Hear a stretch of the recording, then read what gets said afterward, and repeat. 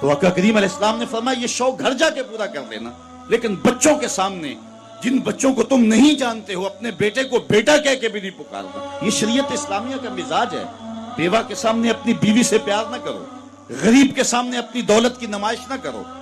میرے حضور نے یہاں تک ارشاد فرمایا اپنے گوشت کی خوشبو سے غریب ہمسائے کو تکلیف نہ دو، یا تو تھوڑا سا پانی زیادہ ڈال لو اور شوربے کی ایک پیالی ہمسایوں کے گھر بھی بھیج دو۔ اگر ایسا نہیں کر سکتے تو ایسے زاویے اور ایسے وقت میں کھانا پکاؤ جب غریب کے بچے سو چکے ہیں۔ اگر مزدور کے بچے ضد کر بیٹھے اور ان کا بوڑھا باپ اور مزدور اور غریب باپ ان کی ضد کو پورا نہ کر سکا، ان بلکتے ہوئے بچوں کو چپ کون کروائے گا؟ وہ کیا کسی نے کہا تھا دوپہر کو سلا دیتی ہے بچوں کو وہ اس ڈر سے گلی میں پھر کھلونے بیچنے والا نہ آ جائے۔ کبھی ہم نے ان لوگوں کے درد کو بھی سمجھا؟ ہم نے کبھی سیرت کے ان پہلوؤں پہ بھی غور کیا؟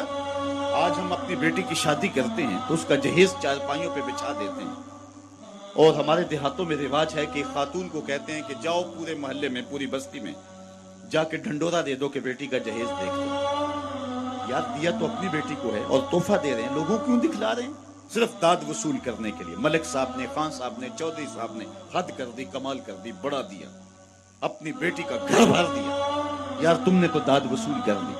چوپالوں میں، بیٹھکوں میں تذکرہ بھی چلا، تندوروں پہ عورتیں باتیں بھی کرنے لگی، تمہارے نام کے جھنڈے بھی گڑ گئے، لیکن تم نے نہ سوچا تمہاری بیٹی کا جہیز دیکھنے کے لیے یتیم بچیاں بھی ہیں، تمہاری بیٹی کا جہیز دیکھنے کے لیے اس بوڑھے مزدور کی بیٹیاں بھی آئیں جو صبح اٹھ کر کے مزدوروں والے اڈے پہ جا کے بیٹھ جاتا ہے اور اس کو بوڑھا سمجھ کے کوئی قبول نہیں کرتا، اور وہ کہتا مجھے 10 روپے کم دے دینا، مجھے ساتھ لے جاؤ، لیکن اس کو کوئی ساتھ لے جانے کے لیے تیار نہیں ہوتا۔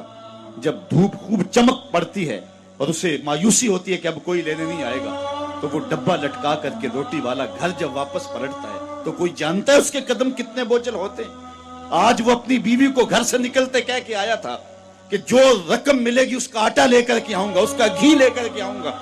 آج وہ خالی ڈبہ روٹی کا واپس جب پلٹا کے لے جا رہا ہوتا ہے، اس کے لیے گھر کی دہلیز نہیں ہوتی، پلسرات ہوتی ہے، اور اندر لوگوں کے کپڑے سی سی کے اور لوگوں کے گھروں کے برتن مانج مانج کے اپنے جہیز کی چیزیں بنانے والی بیٹیاں جب اپنے باپ کو یوں آج بھی خالی آتا ہوا دیکھتی ہیں تو جو کچوکے ان کے دل پہ لگتے ہیں اس کا مداوع کس کے پاس ہے؟ تم نے تو داد وصول کر لی، لیکن تمہاری بیٹی کا جہیز دیکھنے کے لیے اس مزدور کی بیٹیاں بھی گئیں۔ تارا ٹوٹتا سب نے دیکھا، یہ نہ دیکھا ایک نے بھی، کس کی آنکھ سے آنسو ٹپکا، کس کا سہارا چھوٹ گیا۔ کاش کہ ان درد مندوں کا بھی ہم نے حال پوچھا ہوتا اور ان دکھیوں کے رشتے ہوئے زخموں پر بھی ہم نے مرہم رکھی ہوتی اور حضور کی سیرت کے پیغام کو ہم نے سمجھا ہوتا، اور ہم اپنی معاشرت اور اپنے ارد گرد کے ماحول کے اندر ان چیزوں کو، اپنے محلے اور اپنی گلی کے اندر ان چیزوں کو دیکھا ہوتا۔ صاحب رات کی تنہائی کے اندر غریب کے گھر میں جا کے جو ہے وہ پیسے پھینک آنا، یہ بہت مشکل کام ہے، اس سے معاشرے میں داد نہیں ملتی ہے، لوگ جو ہے وہ اخبارات میں اشتہار نہیں چھپاتے ہیں، یہ مشکل کام ہے۔